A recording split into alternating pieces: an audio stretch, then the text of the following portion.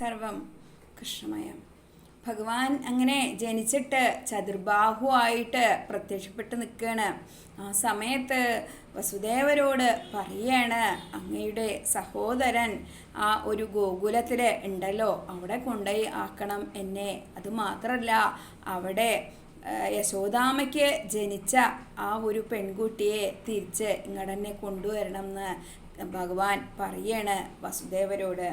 അങ്ങനെ വസുദേവര് എന്ത് ചെയ്യും, താൻ ഈ പിഞ്ചു കുഞ്ഞിനെ എന്ത് ചെയ്യും എന്നുള്ള ധർമ്മസങ്കടത്തിൽ ഇങ്ങനെ നിൽക്കുകയാണ്. കാരണം എന്താണ്, ചോരയിൽ കുളിച്ച് കിടക്കുന്ന ആ ഒരു പിഞ്ചു കുഞ്ഞിനെ ഒന്ന് തുടയ്ക്കാൻ പോലും ആ ഒരു കാരാഗ്രഹത്തിൽ ഒരു തുണി പോലും ഇല്ലാത്ത അവസ്ഥയാണ്. അവസാനം തൻ്റെ ആ കീറിപ്പറിഞ്ഞ ആ ഒരു മുണ്ടിൻ്റെ തല കൊണ്ട് ഉണ്ണിയുടെ മുഖം ഒന്ന് തുടച്ച് വൃത്തിയാക്കുകയാണ്.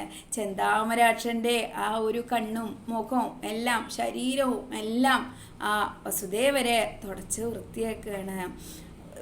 ദേവകിയാണെങ്കിലോ വളരെയധികം വിഷമാവസ്ഥയിൽ സമയമായിട്ടുള്ള ആ ഒരു ബുദ്ധിമുട്ടുകളൊക്കെ അനുഭവിച്ചിട്ട് അങ്ങനെ കിടക്കുകയാണ് അവിടെ. ആ സമയത്ത് വസുദേവരനെ തൻ്റെ പൊന്നുണ്ണി കണ്ണനെ എടുത്തിട്ട് നല്ല അതിഭംഗിയായിട്ട് തൻ്റെ ആ ഒരു മുണ്ടിൻ്റെ കോന്തല കൊണ്ട് വൃത്തിയാക്കി തുടയ്ക്കുകയാണ്. ഇത് കണ്ടിട്ട് ഇങ്ങനെ ദേവകി ഇങ്ങനെ നിൽക്കുകയാണ് തൊട്ടടുത്ത്. തീരെ വയ്യാതെയായിട്ടിരിക്കുകയാണ്. എന്നിട്ട് എന്താണ് ചിന്തിക്കുന്നത് വസുദേവര്, എങ്ങനെയാണ് ഭഗവാനെ ഞാൻ ഈ കുഞ്ഞിനെ അവിടെ എത്തിക്കുക എന്ന് വിചാരിക്കുകയാണ്. ആ സമയത്ത് ഭഗവാൻ വീണ്ടും പ്രത്യക്ഷനായിട്ട് അരുളി ചെയ്യാണ്, അതിനെല്ലാം എല്ലാ സാഹചര്യവും ഞാൻ നിനക്ക് ഉണ്ടാക്കി തരാം, നീ പുറപ്പെട്ടാൽ മതി, ഉടൻ തന്നെ പുറപ്പെട്ടോളൂ എന്ന് പറയണം. ഈ ഒരു സമയത്ത് ഭടന്മാരും അതുപോലെയുള്ള കംസനും എല്ലാവരും ഒരു മോഹവലയത്തിൽ എന്ന പോലെ ഉറങ്ങിക്കിടക്കുകയാണ്. ആ കാവൽക്കാർ മുഴുവനും ഗാഠനിദ്രയിൽ അങ്ങനെ കിടക്കുകയാണ്. ഈ സമയത്ത് വസുദേവര് വേഗം കുഞ്ഞിനെ തൻ്റെ ആ ഒരു മുണ്ടിൻ്റെ കോന്തലയിൽ പൊതിഞ്ഞെടുക്കുകയാണ്. പേരാപേരുമഴയാണ്, ഇടി മിന്നൽ, അങ്ങനെയുള്ള ആ ഒരു പ്രകൃതി തന്നെ രൗദ്രഭാവം പൂണ്ട ആ ഒരു സമയത്ത് തൻ്റെ മുണ്ടിൻ്റെ കോന്തലയിൽ പൊതിഞ്ഞിട്ട് തൻ്റെ കുട്ടീനെ ഹൃദയത്തോട് ചേർത്ത് വെച്ചിട്ട് അങ്ങനെ ആ ഒരു മഴയത്തേക്ക് ഇറങ്ങുകയാണ്.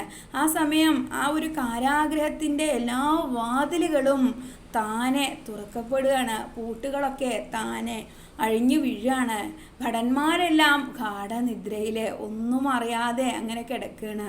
ആ സമയത്ത് ആ ഒരു ഉണ്ണിയേയും കൊണ്ടിട്ട് വസുദേവരെ പുറത്തേക്ക് ഇറങ്ങുകയാണ്. തടവറയുടെ വാതിലിന് പുറത്തേക്ക് ഇറങ്ങുകയാണ്. എല്ലാവരെയും സങ്കടത്തിലാക്കുന്ന ഒരു രംഗങ്ങളാണ് ഇനിയുള്ളത്. അപ്പോൾ ആ കുട്ടീനെ കൊണ്ട് പുറത്തേക്ക് ഇറങ്ങുന്ന സമയത്ത് വസുദേവര് ദേവകിയോട് പറയാണ്, നീ കുറച്ച് പാല് കൊടുത്തോളൂ ഇവന്, ഇല്ലെങ്കിൽ ഒരുപാട് ദൂരം ഇവനെയും കൊണ്ട് പോണ്ടതല്ലേ എന്ന് ചോദിക്കുമ്പോൾ വേഗം കുറച്ച് പാല് കൊടുക്കുകയാണ് ആ അമ്മ വളരെയധികം സങ്കടത്തോട് കൂടിയിട്ട്. കാരണം എന്താണ്, തൻ്റെ ആ ഒരു പൊന്നുണ്ണിക്ക് പാല് പോലും കൊടുക്കാനുള്ള ഒരു ഭാഗ്യം തനിക്കില്ലല്ലോ എന്നുള്ള സങ്കടമാണ്. എന്നിട്ട് ദേവകി കുറച്ച് പാല് കൊടുക്കുകയാണ്. കുറച്ച് പാല് കൊടുത്തതോട് കൂടിയിട്ട് വസുദേവർ പറയണം, തരൂ, മതി, ഇനി പിന്നെ കൊടുക്കാം എന്ന് പറയാണ്. അങ്ങനെ ദേവകിയുടെ അടുത്തുനിന്ന് മനസ്സോട് കൂടിയിട്ട് വസുദേവര് ഉണ്ണീനെ വാങ്ങുകയാണ്. എന്നിട്ട് ഈ കാരാഗ്രഹത്തിൻ്റെ പുറത്തേക്ക് കിടക്കാൻ തുടങ്ങുമ്പോൾ പെരുമഴയാണ്. എന്ത് ചെയ്യും ഈ ഉണ്ണിയെ? തൻ്റെ കോന്തലയിൽ പൊതിഞ്ഞു പിടിച്ചിരിക്കുകയാണ് ഉണ്ണിക്കണ്ണനെ. എന്താ ചെയ്യുക എന്നിങ്ങനെ ആ ഒരു അച്ഛൻ പുറത്ത് നിന്നിട്ട് ഇങ്ങനെ ആലോചിക്കുകയാണ്.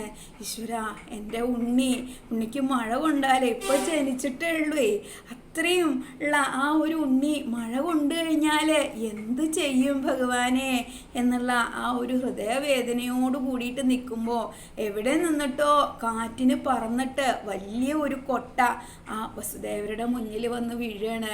വേഗം വസുദേവര് ആ കൊട്ട എടുത്തിട്ട് അതിൽ ആ ഒരു മുണ്ടിൻ്റെ കോന്തല ഭാഗം മുറിച്ചിട്ട് അതിൽ വിരിക്കുകയാണ്. എന്നിട്ട് ആ ഉണ്ണിക്കണ്ണനെ അതിൽ കിടത്തുകയാണ്. എന്നിട്ട് വിചാരിക്കുകയാണ്, ഇനിയിപ്പോൾ എൻ്റെ ഉണ്ണിക്ക് മഴ കൊള്ളൂലോ, ഒരു ഓലക്കുട പോലും എൻ്റെ കയ്യിലില്ലല്ലോ എന്ന് ചിന്തിച്ചിട്ട് ഇങ്ങനെ ഇരിക്കുന്ന സമയത്ത് എവിടെ നിന്നോ വലിയ ഒരു ഇല വന്നിട്ട് ആ ഒരു ഉണ്ണിയുടെ ആ കൊട്ടയുടെ മുകളിൽ വന്ന് വീഴുകയാണ്. അതോടുകൂടിയിട്ട് അത്രയും വലിയ ഒരു ഇല വസുദേവർ കണ്ടിട്ടേ ഇല്ല.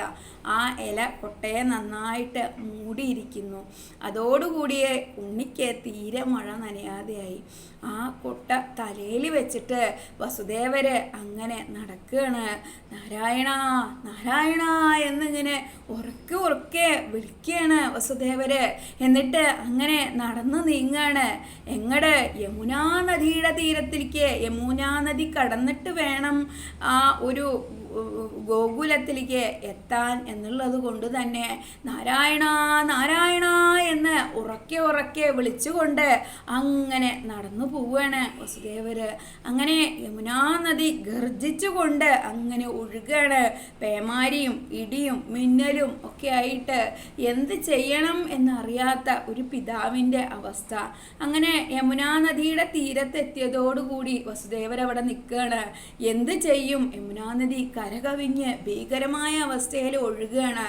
രണ്ടും കൽപ്പിച്ച് നാരായണ നാരായണ എന്ന് ഉറക്കെ വിളിച്ചുകൊണ്ട് അദ്ദേഹം ആ യമുനാ നദിയിലേക്ക് ഇറങ്ങുകയാണ്.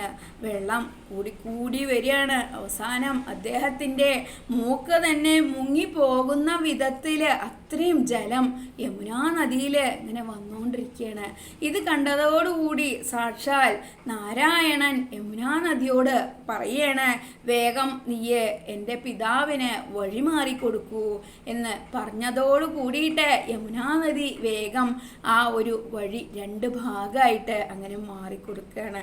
അങ്ങനെ തൻ്റെ പൊന്നുണ്ണിയെയും തലയിൽ വെച്ചിട്ട് നാരായണ നാരായണ എന്നുള്ള ഭക്തിസാന്ദ്രമായ വിളിയിലൂടെ, അല്ലെങ്കിൽ ഒരു ഭഗവാനോടുള്ള ആ ഒരു സ്നേഹത്തോട് കൂടിയിട്ട് കണ്ണിൽ നിന്നും കണ്ണുനീരിങ്ങനെ ഒഴുകാണ് വസുദേവരുടെ. എന്നിട്ട് ആ ഒരു ഗോകുലത്തിലേക്ക് എത്തുകയാണ്. ഗോകുലത്തിൽ രാത്രിയുടെ നല്ല ഭീകരമായ അവസ്ഥയിലാണ് അദ്ദേഹം ഗോകുലത്തിലെത്തുന്നത്. ഗോകുലത്തിലെ എത്തിയ സമയത്ത് കാവൽഭടന്മാരെല്ലാം നല്ല നിദ്രയിലാണ്. വേഗം കവാടമൊക്കെ അദ്ദേഹത്തിന് വേണ്ടി തുറന്നിരിക്കുന്നു. വേഗം ഗോകുലത്തിൽ പോയിട്ട് യശോദാദേവിയുടെ തൊട്ടടുത്ത് ഒരു സുന്ദരിയായിട്ടുള്ള ലോകമായാദേവി എന്ന് പറയപ്പെടുന്ന ഒരു സുന്ദരിയായിട്ടുള്ള ഒരു പെൺകുഞ്ഞ് കിടന്ന് പുഞ്ചിരി തൂകുകയാണ് വസുദേവരെ നോക്കിയിട്ട്. വേഗം വസുദേവരെ തൻ്റെ ഉണ്ണീനെ തലയിൽ ഒരു ചുംബനം നൽകിയിട്ട് വേഗം യശോദയുടെ തൊട്ടടുത്ത് കിടത്തുകയാണ് ഉണ്ണീനെ. എന്നിട്ട് ഉണ്ണീനെ കണ്ണ് നിറയെ ഒന്ന് കാണുകയാണ്. ഉണ്ണിക്കണ്ണൻ കയ്യും കാലും കുടഞ്ഞുകൊണ്ട് ചിരിക്കുകയാണ് അച്ഛനെ നോക്കിയിട്ട്. എന്നിട്ട് വേഗം ആ ഒരു യോഗമായ ദേവിയായിട്ടുള്ള പെൺകുട്ടിയെയും കൊണ്ടിട്ട് വസുദേവര് തിരിച്ച് അതേപോലെ തന്നെ യമുനാ നദി കടന്നിട്ട് ആ ഒരു കാരാഗ്രഹത്തിൽ എത്തുകയാണ്. ആ കുട്ടി കാരാഗ്രഹത്തിലെത്തിയതും അതിഭയങ്കരമായിട്ടുള്ള ശബ്ദത്തോടുകൂടി കരയാൻ തുടങ്ങി. ഉടനെ തന്നെ കംസൻ ആ ഒരു കുഞ്ഞിൻ്റെ ശബ്ദം കേട്ടതും ഓടി വരികയാണ് കാരാഗ്രഹത്തിലേക്ക്. എന്നിട്ട് ആ ഒരു ചെറിയ പെൺകുട്ടിയുടെ രണ്ട് കാലും പിടിക്കുകയാണ്.